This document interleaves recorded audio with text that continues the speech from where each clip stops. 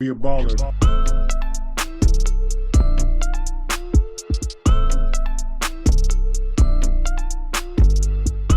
Welcome to Be a Baller podcast, where we discuss how to build a lifelong legacy.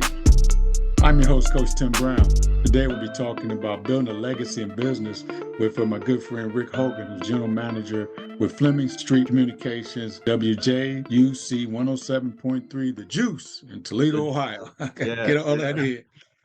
Before we get started, let's hear a word from our sponsor. Are you fed up with paying high shipping costs? Are you struggling to find a trucking company that can get your freight where it needs to go, safely and on time? If so, contact my friends at T&E Logistics. The team at T&E has over 20 years experience in the logistics industry and are experts at final mile delivery and freight brokering. If they can't fulfill your shipment with their fleet of over 20 trucks, they will find a carrier that will. Contact T&E today, get a free quote, and put your frustrations with shipping behind you. Their number is 614-706-2664, or visit them online at tndlogistics.com. Today on the show, Rick will share his insight on building positive business relationships to create positive events, not just on the radio station, but throughout the community and to support the community as well. So, Rick, welcome to Be a Baller podcast. Thank you, my brother Till, man. Thank you so much for having me, man. And you have no idea how important this is, man, for me to be on your show, man. I've been thinking about this when you asked me, and I'm just delighted, man. So thank you so much for inviting me. That's very great. Looking forward to the conversation. Let's talk about growing up. You know, you're in this music world. Where did you find your love of music come from? Wow, that's a great question. I'm the baby. I have three. There's three of us. My older brother and my older sister, but I'm the baby. And so, growing up in the late '60s, having an older brother who's 5 years older than me, I didn't have any options as far as what I was supposed to listen to. It was all based on what he wanted to listen to and what my dad wanted to listen to. So I grew up listening to what my father and my older brother Clyde was doing. Yeah. And I grew up on Coltrane. I grew up on Nancy Wilson, Dave Brubeck, Take Five. All those great artists like that. That's what I grew up on. There's another one I like, a modern jazz quartet. So I have an extensive jazz background.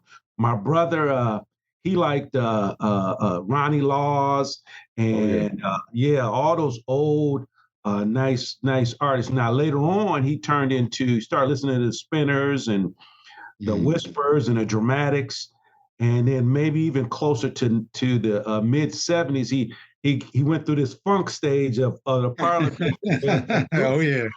So I was well-rounded in my music genre, man, and that's what I listened to. And to this day, I listen to a lot of jazz and vocal jazz and stuff like that. I like artists like Phyllis Hyman and Joan Albright and those kind of artists. So yeah.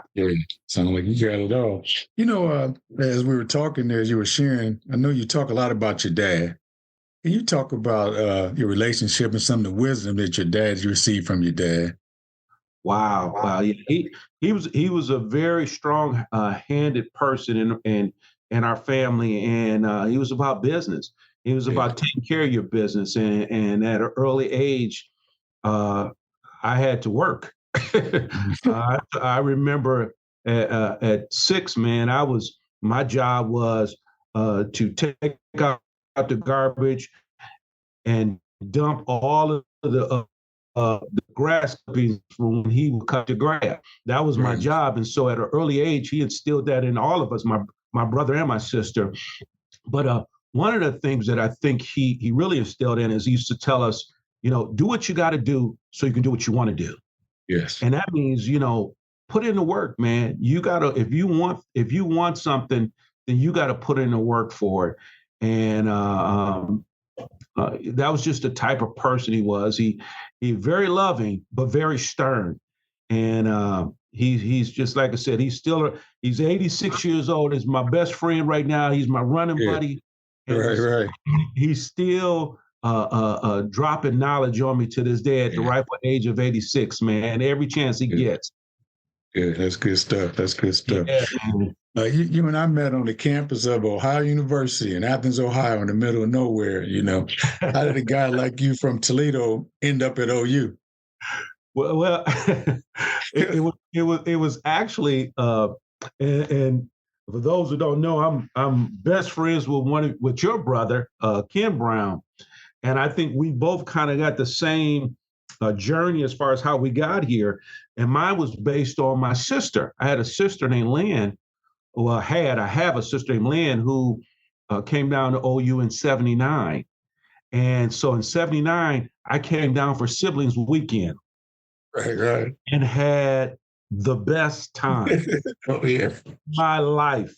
And I knew right then that I wanted to be a Bobcat. I wanted to come down to OU and be around those people, some friends that I met, your brother Kim Brown's, J.D. Jones, a couple other good young brothers who were doing great things already down there. And I decided that this was the place for me, Ohio University, man. And to this day, best decision I ever made in my life. That's good stuff. When you graduated, I was reading that you began your career working with the Ohio Department of Youth Services. As activities therapist, how did that prepare you for the entertainment business? Well, you know what, Tim, I tell you, working with the youth, I kind of slipped into that. Okay. I was a business marketing major. And so the only reason why I got the job is because I couldn't find a job in the area that I wanted to work in. And so I kind of fell into that, but it was a great fall because I was able to work with some young kids and pretty much try to guide them and direct them and help them with life skills. And so, and I tell you another thing, what it does is it helps you to learn how to communicate with all types of people, all types of and when you're dealing with youth, they're so different, every last one of them. And so what it did was it made my communication skills flexible because I had to deal with all types of kids, man. Yeah. And so you're talking about it. I worked there for 13 years, and I probably came through 3,000 or 4,000 kids in my 13-year career there.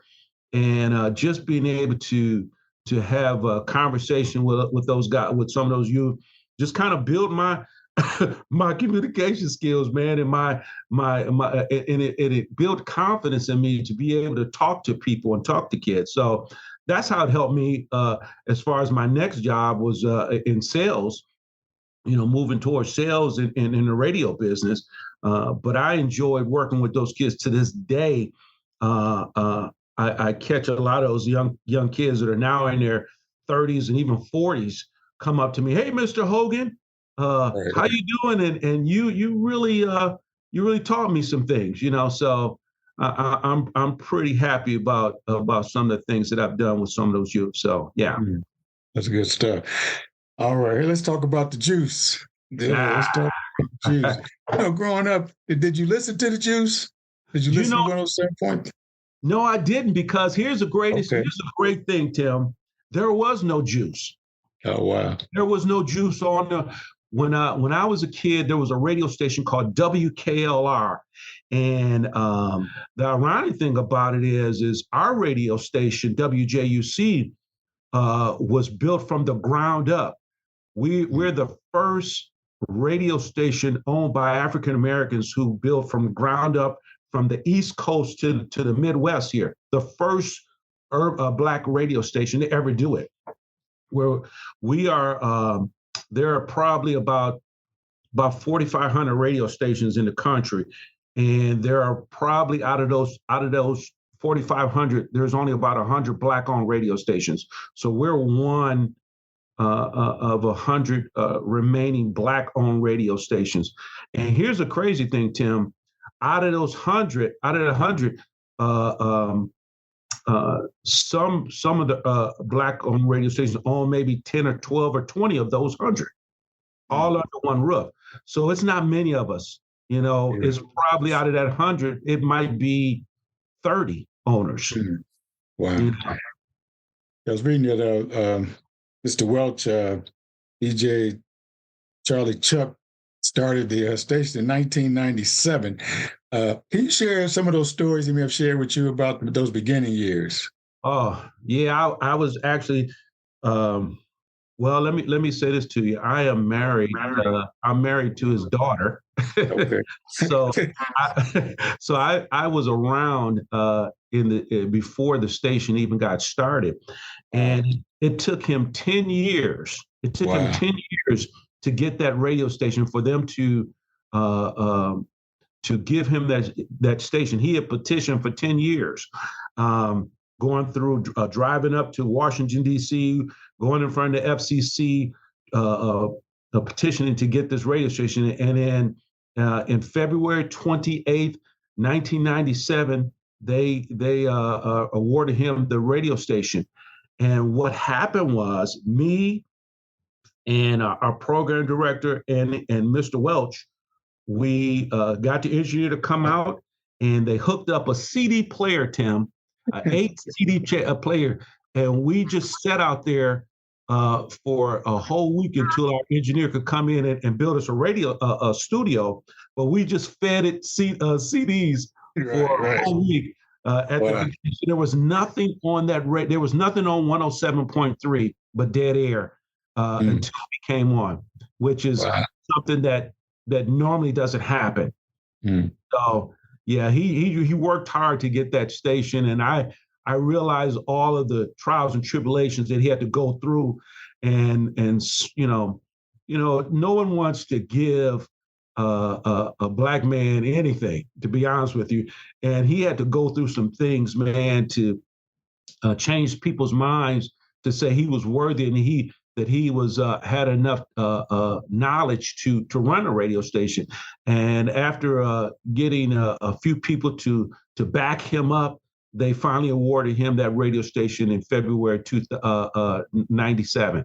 So just a great story. He's actually writing a book about it. Oh, awesome.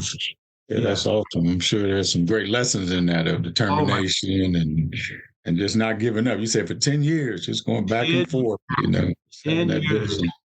Yeah. That's a great story in itself. I know you were the sales manager for the station and now you're the general manager. Can you talk about that transition, from sales to now you are the guy now? Can you talk about that transition? Well, again, going back to what I was telling you about as far as being able to communicate with people, I think that helped me out as a sales manager and managing a sales team. I've managed a couple hundred folks when I was sales manager there, and it's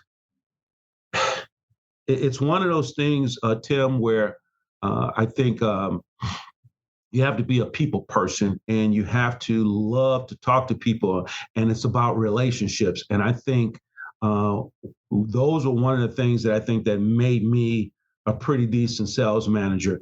I'm a people person, and I think when I talk to people, I give that sense of loyalty to people, and so that has helped me. It took a lot of hard work, and it took a lot of persuading my sales team to figure out what not gonna say persuading them, but persuaded me to figure out what their best ways of selling was and managing them. You can't manage everybody the same way, and that was one of the things that I had to learn. But in the process of learning that, I was able to really have a great sales team who really performed for us. So, and then moving into the general manager position, I was able to get that position because Mr. Welch had retired, and he had been grooming me for about 5 years to take his position, which position that I wanted bad. The difference with being a sales manager and a general manager is I'm responsible for everything. At first I was just responsible for the sales and the sales team, but as I tell folks, I'm the janitor, I'm the GM, I'm the sales manager as well. I'm all the above, and you just got to know a lot about everything. And so I enjoy it. It's a tough job, but like I said, I enjoy doing it. You talked a little bit about that passing the torch. Mr. Welch kind of passed that on to you. So as we talk about this podcast about legacy, what would you say the legacy of Mr. Welch has built, and now that next generation, you being able to add to that? What's the legacy that's been built? Wow. That, he used to say this to us all the time, Tim. He says, the most important thing is his name, Charles Welch. He won, and I can truly say that I don't believe there's one person in Toledo, Ohio, that would have a bad word to say about Mr. Welch. His legacy will go down as a person who put other people ahead of himself. He helped everybody. I was sitting here going over some notes before we had our interview here, and I was looking at all the things that he had done, how many times he had raised money for organizations in Toledo, Ohio. Somebody, a young lady got injured, and she had to have surgery, and she needed over $100,000 worth of medical bills that she had to. Mr. Welch went out and over a whole week raised like $60,000 for this young lady. Our credit union here was just starting out. He would take this radio station and use it to help build other businesses and help take care of other people here. And I think when it's all said and done, he will be that person that everybody knows that you could always count on. You could always go to. I always told him, I said, man, you're not a lawyer, man, or you're not, everybody would come to ask him questions, or a doctor, hey, what do you think I should do? I was like, look, you're an owner of a radio station. He said, but you know what? When you are a person in the community, in the public eye, people come to you. Yes. So you have to, you're either going to take the challenge, and I want to say it's this saying about what is much is given is what's the saying? Much is required. Much is given. Much is required. Right. The much is given. And God gave him this radio station, and so he was charged to be a blessing and to service this community, and I think he has done that. Yeah, that leads into our next question. I know I kind of alluded to it a little bit there. I know Mr. Welch and the Juice has always been the forefront of helping the community, and also not only just giving, but educating them on issues, that affect our community. Why is that so important as part of the mission of the stadium? Well, you know what? Here's the thing, Tim. This is one of my sayings. What you don't know, you don't know. There's a lot of things that people just don't know. And so I think it's important for our station. We have over 48,000 listeners. That's a serious situation here. That is something that is serious. When you have the opportunity to speak to that many people, it is your job to help, to guide, to inform, to educate, all the above. And so when we talk about, we just had this situation with issue the issue one was it issue one? Issue one, yeah. Issue one. Right. That issue was something that I felt personally that everybody was trying to be quiet about. That no one really wanted our listeners, people of color, to get out and vote. They said, well, we could just get this, if we could just slide this through, this thing might pass. And then we can then they can do what they want to do. And so I felt it was important for us to be able to get on the air, talk to our listeners, and explain it in detail so that they could get out and make an informative decision on what how they wanted to vote, you know. And so another thing is that I also feel like it is so important to inform our listeners on a local level. You know, everybody's excited about voting when it's time to vote for a president, but when you get an opportunity to vote for people on a local level, that's when it affects you personally. And I think that it's important for us to use this platform that we have to inform our listeners on that person who's running. What is he? How does that person? How does he think? What is his intentions as far as the community is concerned? And so that's our job here, is to be a platform for to give out information, also for our listening audience to receive information. And that's what we've been doing since we cracked the mic in February '97. Mr. Welch he said, if there's one thing that I want you guys to do, never sell the radio station. He said, because if it's not Black owned or a person of color, he said, you will never have a voice for your community.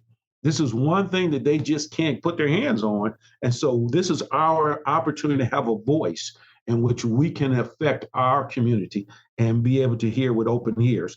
And so that's one thing he has in his family, is to tell them, is, look, no matter what happens, we will never ever be able to sell this radio station.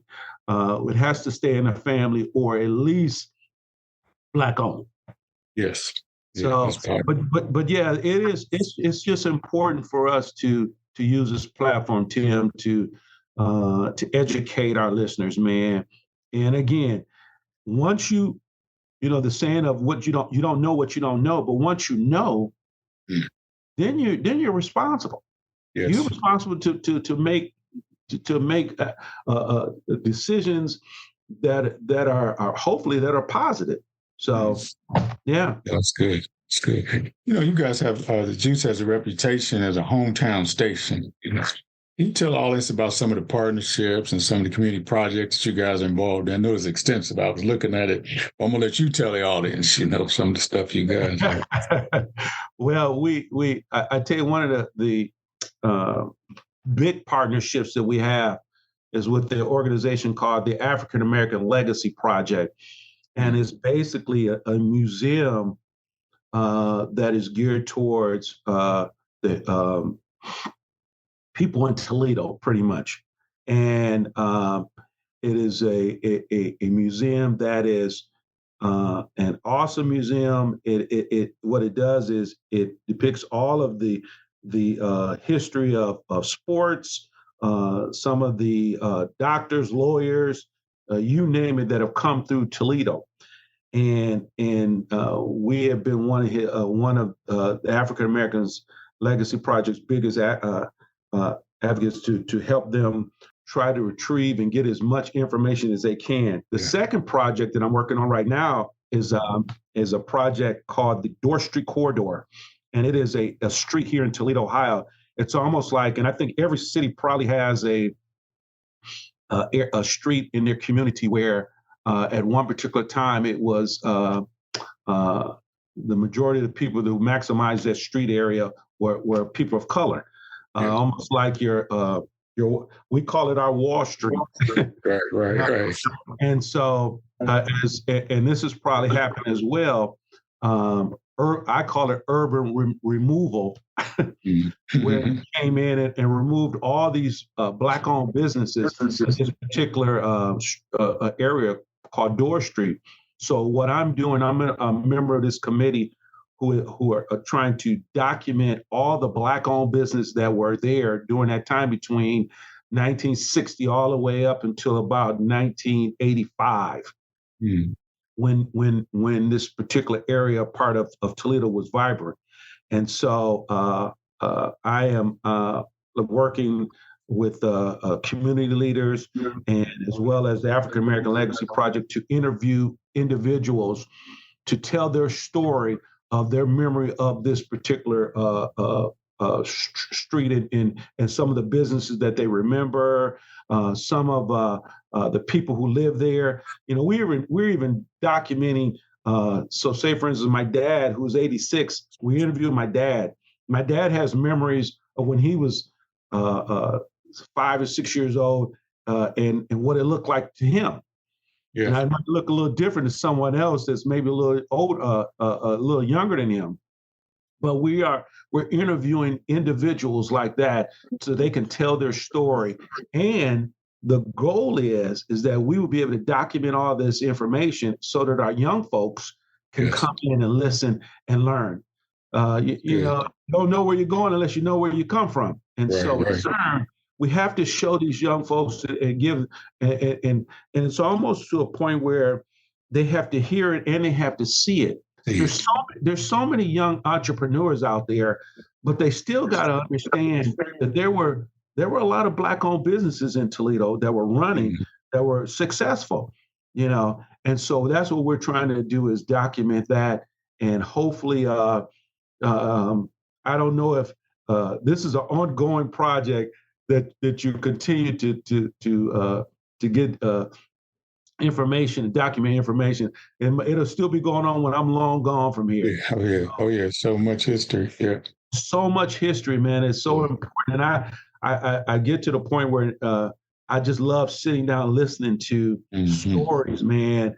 And it's almost like a book that's being read right in front of you when you listen to these older folks tell their story about their neighbor and who lived next door, and they own the shoe shop down the corner, and Miss Johnson owned the fruit market on the corner here, and we all live together, and I think when I hear these stories, Tim, it just seems like a lot of people living together didn't know that, and I'm not going to say they were poor, but I don't think they were rich, but I don't even think they knew that they were poor.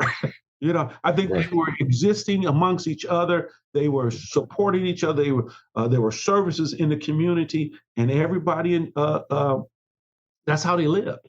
And then urban removal came in and took all of those businesses out of there. And then what happened was now you have to drive out to the suburbs to get a loaf of bread or and so. Again, like I said, that's what we're doing with this particular project that we're working is we're documenting as much information from individuals so that we can give an opportunity so these folks can listen to this, hear these stories. So I think the thing that we were rich in, we were rich in love, we're rich in community, we're rich in sharing. I mean, we just had it all right there, And but it's coming. It's the next generation is coming through to revitalize that. We're getting it back. It's coming. Just got to share the story with them. I want to thank you guys because you from Toledo. You gave us our mayor. Mayor Michael Coleman is from Toledo. I had him on the show, the former mayor of Columbus, and he just loves some Toledo now. Yeah, Mike's a very good friend of mine. I watched him grow up, and I know his family very well. Yeah, he loves some Toledo now. He loves some Toledo. As we round the corner here, what words of wisdom would you give young people as they pursue, this music industry and business? Everybody wants to be a rapper. Everybody wants to be a TikToks and say shit. Everybody wants to, what words of wisdom? Because you've seen it, in your decades of being in this business. You know what, Tim? I tell you, the internet has changed the game. Yeah. Okay.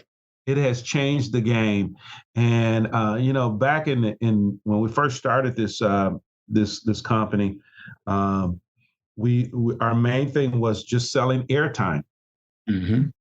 Now it is airtime. It is social media. It is how many people come to your website. I mean, it's a variety of different things, and so.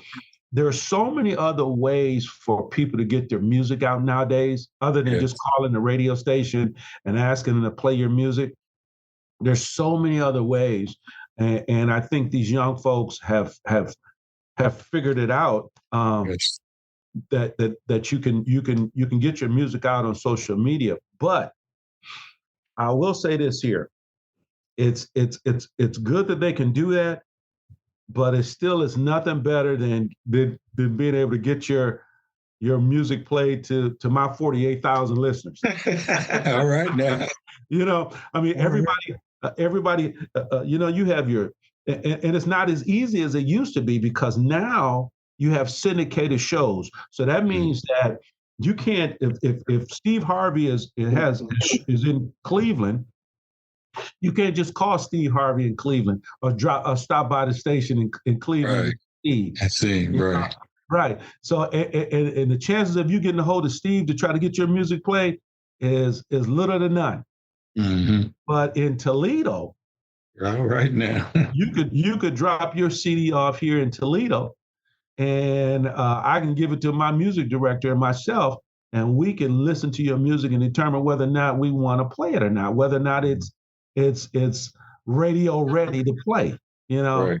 So I still believe that we are the way to go as far as these new young folks that have music out there want to get it played. But it's a tough business, man, and you gotta keep at it. You gotta stay at it, and even when it seems like it's not working, you still got to stay with it, because if it's something, if it means that much to you, and if it's something that you really want to do, then don't stop. Figure out another way, But like I said, it's a tough business, and everybody. Hey, look, everybody has a CD out. Oh yeah. Everybody. Look. I'll tell you this here. I was going to show you a stack of CDs that I have from people who have dropped CDs that, or sent me stuff. That was back in the day, but now they send them MP3s and whatnot. But I had a stack of CDs, man, where people would come in and drop their CDs off, So it's a tough thing, but I'll say this to you. Never give up. Man. Don't give up on your dreams, man. Right. Because here's the thing, man. You start giving up on your dreams, man, and then you start falling, man. And it's hard to get up when you fall, man. Right. So stick with it.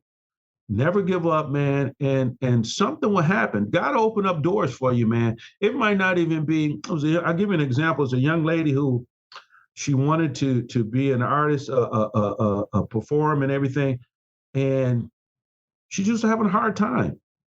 But what she found out in the journey was that she's a good writer.